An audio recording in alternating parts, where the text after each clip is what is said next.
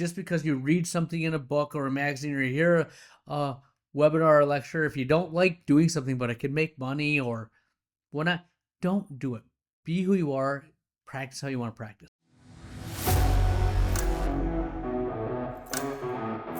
All right, my friends, the Ultimate OD Podcast. We have some wisdom coming your way. What have I learned over the past 13 years that I'm applying to my new office today? Closing down the episode, this is the Ultimate OD Podcast. Here we go.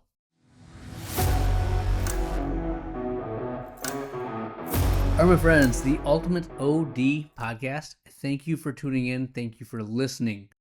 Hope you're doing well out there. I know the life of a private practice entrepreneur is not for the faint. It's not for the weary. The more successful you are, the bigger problems you have to face. And that's something that you need to learn now and accept and embrace. This podcast is more for someone going through a growth phase or someone that wants to start practice. Okay? So I started cold 2011 and just kind of figured it out as I went. And it took me, I honestly think, about 10 years to figure out what I actually needed to figure out.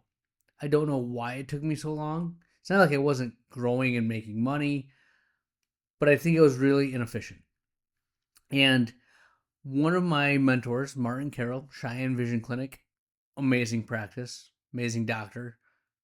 I think I'm trying to be like him. I look at what he is doing, and that's what I'm trying to create. Even now, I saw it when I was in optometry school, and he's doing what I want.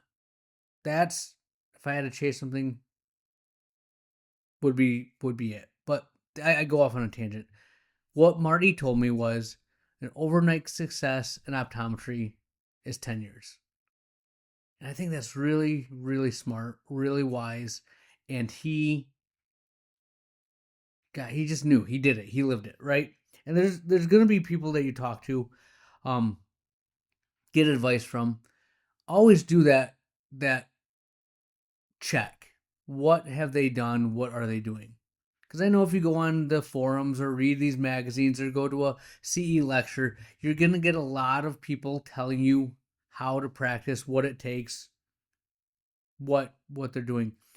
And not everyone's in your situation, right? A lot of these people talking have no legs to stand on. It's all theory, or it's a completely different situation than what you're in. So find people that are doing what you're doing in similar environments and can give you actual guidance.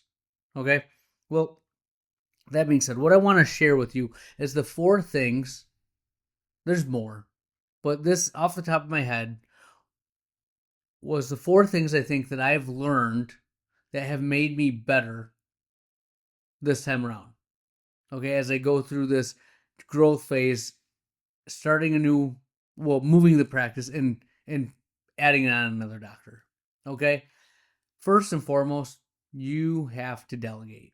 That was the thing that probably held me back the most when I started, is I had to do everything. Right? If you know me, if you were with me in those early days, so proud of myself, the growth that I've had. We've hired 2 people, and I really haven't met them. I trusted my managers to go through the process, do what they knew how to do, and hire staff. We'll see if it pans out, if they work, but it can't be much worse than what we've had. We've had people come for 6 hours and then leave and then not come back.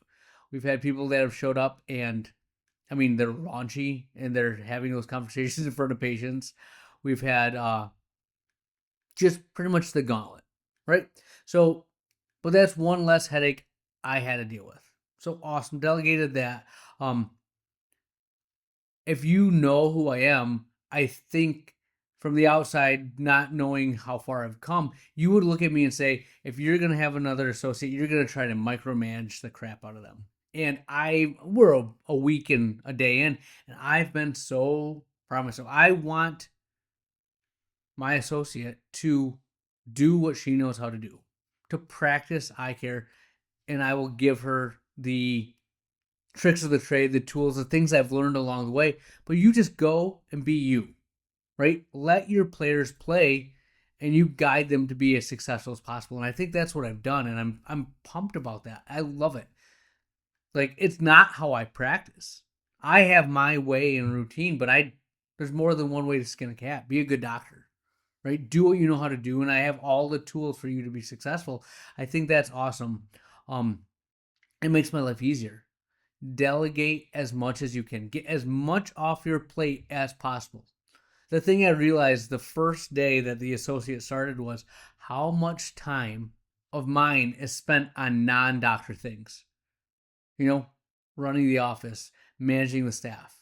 And I love that. I do like, I mean, that's really fun. The doctor stuff's easy and it's also something I enjoy. But when you start the practice, the easiest part of your day will be seeing a patient, doing an exam.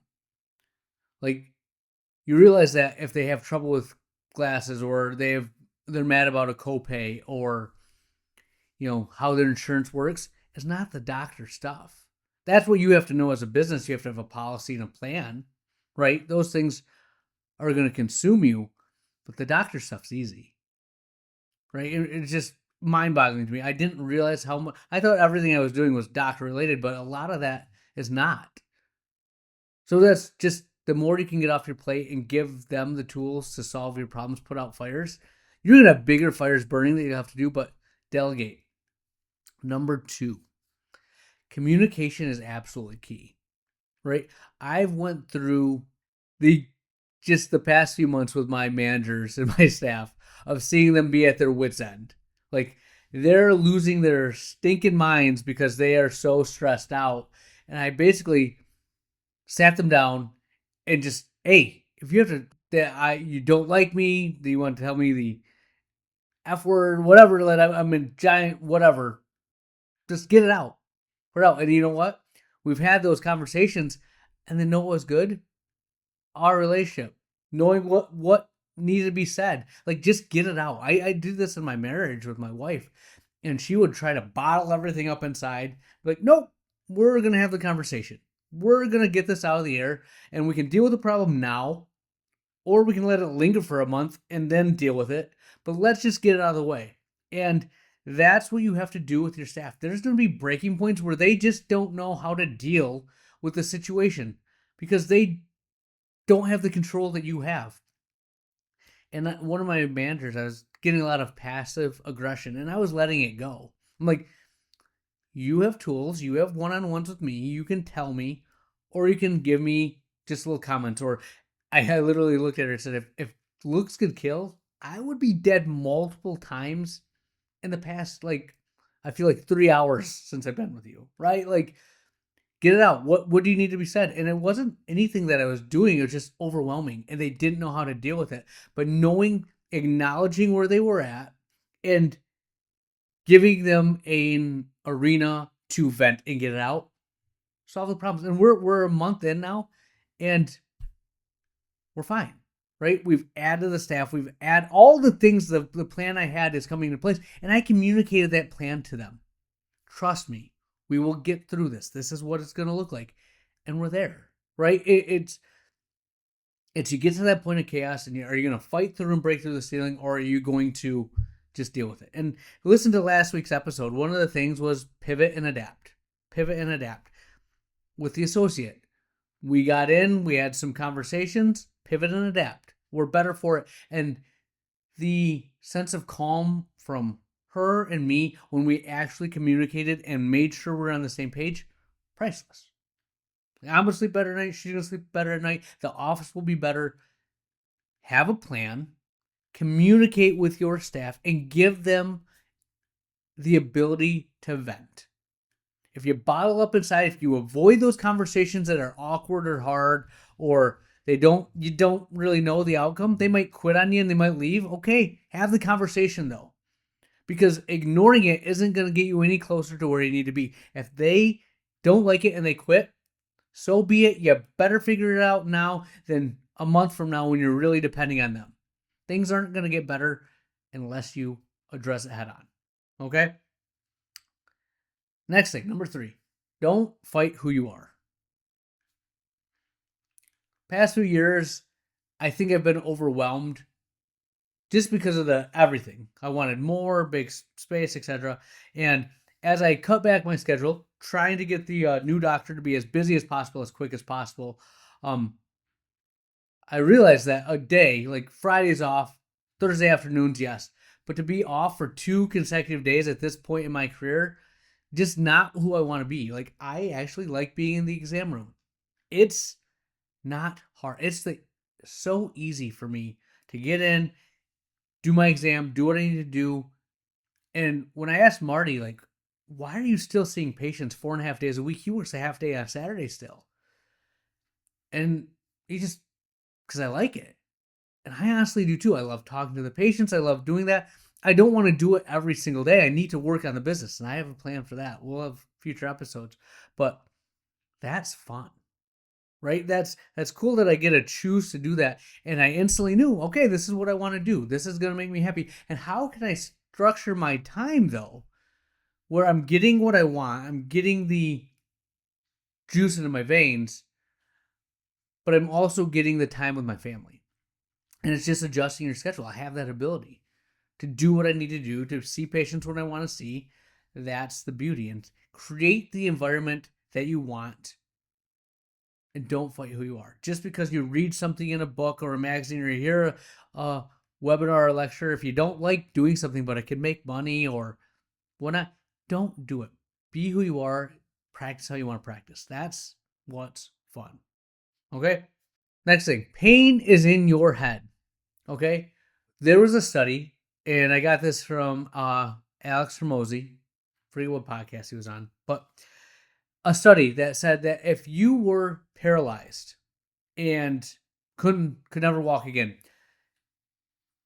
all data shows that after, I think, like, I'm messing it up, but if you're paralyzed and whatnot, you'll feel really down in the dumps. But like 1 to 2 months later, maybe 6 months, I don't know, 1 to 6 months, right? That feeling that you have, that despair, will go away and it will just be normal, right? And that's with being paralyzed, never being able to walk again, right? The pain you are feeling right now is going to be adapted to. I was talking to another doctor today, and he said that, his stress level is high, dealing with staffing, it just keeps coming on.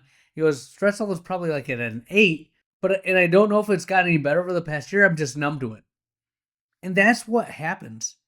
The pain that you feel and whatnot, you just become numb to it. And it's not going to affect your outcomes. There's times when it can, obviously. I'm not saying to have anxiety and the mental stress and break down, right? But if you're worried or if it's awkward, you will adapt to the environment that you're in. This is your norm, this is what you accept, and this is what you go and do, and so be it. So what Hormozy said was, if the pain that I'm feeling right now is in my head and I know in X amount of time it's going to be just how it is, why let it affect me now? And it's all shifting the framework of your mentality of, how can I make this good? How can this help me here? It's how you frame it that's going to make you successful. And that pain that you're feeling, I always say you can't grow without pain. We're growing. This is what happens when you grow, right? Reframe things, because you're going to be numb to them. It's not going to be an issue. So don't let it have control over you now. Okay? And the last thing is, distractions are so good. When I first started, I ate, drank, slept, and lived for the office. I still think I do to an extent, but I have a family. I work out more than ever. I have books that I love to read, audiobooks, because I have to multitask. I can't just read a book. I have to be doing something. But these are distractions that have made my life more fulfilling, right? And I'd say distractions loosely. My family is my family. I love my family, right? I want to spend time with them, but don't make your office your thermostat for how you feel. Have a good day at the office, I feel good. A bad day at the office, I feel bad. No. Good day at the office, you leave the office, you have another life. A bad day at the office, you leave the office, you have another life. Leave it there. Have your distractions, have your things that are bigger than the business that can get you out of the mindset. And honestly, your biggest growth, your biggest ideas will happen when you're not thinking about the office. Just subconsciously, something will come through. You have a good idea, or you'll listen to a podcast, watch a movie, see a scene of whatever. And you're like, you know what? That makes sense, and I'm going to apply it here. It's because you let your mind work and give you the answers. Distractions are how you actually make the most improvements. So those are the things that I've taken this past, year and applied it to. What if I would have known these when I started cold? I think I would have got to where I'm at now quicker. But the journey is how you get here. And now I'm trying to share it with you. 1, 2, 3, 4, 5 of these things. Take them all. Take one. Take what you need and apply it to your situation today. Because I promise you, all of these things will make your world better. That's what I have. We'll have more for you next week. Where has the time gone? We are to the closing thought of the episode, and today I will leave you with this awesome quote, this awesome just idea, is that everyone loves the view. Nobody wants the climb. Everyone loves the view. Nobody wants to climb. Right? Everyone wants to be where you're at, have the success that you have the practice that you have. But no one wants to do the work that it takes to get that practice. To have the battle scars, the wounds, the ups, downs, heartbreak, ache, stress, to get that view. Right?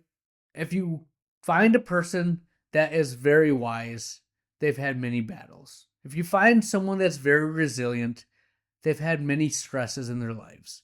If you have someone that's climbed the mountain, they're on top of Fuji, Kilimanjaro, Everest, right? It was not an easy or smooth path. There's ups, downs, there's times when you're thinking, what was I thinking? Why did I do this? But that's how you get the view, right? So know you are not alone. There's other people like you going through these battles. It's worth it. That's all I can tell you, is that it's not going to be easy. It's not going to come without effort, without sacrifice. But when you get there, and again, I'm not even there.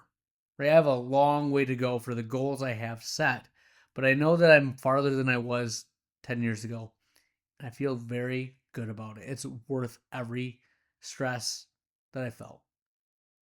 And even now, in the midst of like uncertainty and chaos, I know I'm going to come out on top. I know it's going to work. It's just, how can I make it happen quicker? The success you're looking for is in the things that you don't want to do. Go after it. Make it happen. That's what I have for you. Dr. Lily out.